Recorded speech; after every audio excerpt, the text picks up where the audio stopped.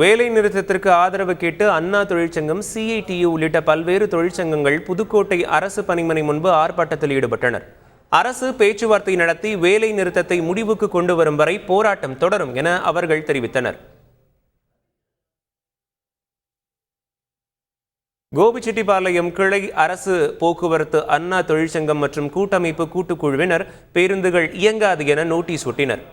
கோபி பேருந்து நிலையத்திலிருந்து பல்வேறு பகுதிகளுக்கு செல்லும் அரசு மற்றும் தனியார் பேருந்துகளில் பேருந்துகள் ஓடாது என்ற வாசகங்கள் அடங்கிய நோட்டீஸ்களை ஒட்டினார்கள்.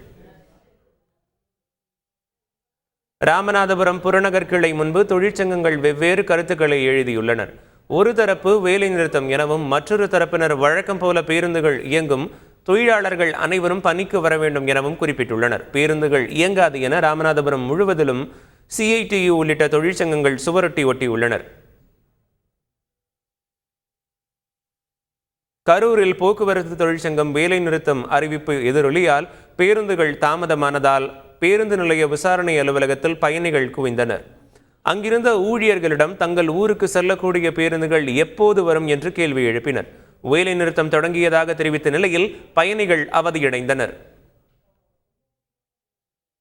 நாளை முதல் அரசு பேருந்துகள் ஓடாது என சங்கரன்கோவில் பகுதிகளில் அண்ணா தொழிற்சங்கம், சிஐடியு தொழிற்சங்கத்தினர் நகரின் பல்வேறு இடங்களில் போஸ்டர்கள் ஒட்டியுள்ளனர். இதனையடுத்து அந்த பணிமனையில் காவல்துறையினர் பாதுகாப்பு பணியில் ஈடுபட்டு வருகிறார்கள். போக்குவரத்து தொழிற்சங்கங்களின் வேலைநிறுத்த போராட்டம் அறிவிப்பு எதிரொலியாக ஆம்னி பேருந்துகளின் கட்டணம் உயர்த்தப்பட்டுள்ளதாக பயணிகள் புகார் தெரிவித்துள்ளனர். சென்னையிலிருந்து கோவை, திருச்சி, மதுரை, திருநெல்வேலி உள்ளிட்ட பல ஊர்களுக்கு பொங்கலுக்கு முந்தைய 2 நாட்களுக்கான ஆம்னி பேருந்துகளின் கட்டணம் உயர்த்தப்பட்டுள்ளதாக பயணிகள் தெரிவித்துள்ளனர். ஏசி மற்றும் ஏசி இல்லாத ஆம்னி பேருந்துகளில் இருக்கை மற்றும் படுக்கை வசதிக்கான டிக்கெட்டுகள் 2 மடங்காக உயர்த்தப்பட்டுள்ளதாகவும், மற்ற இருக்கைகளுக்கு வழக்கமாக வசூலிக்கும் கட்டணத்தை விட 35% வரை கூடுதலாக கட்டணம் உயர்த்தப்பட்டுள்ளதாகவும் பயணிகள் புகார் தெரிவித்துள்ளனர்.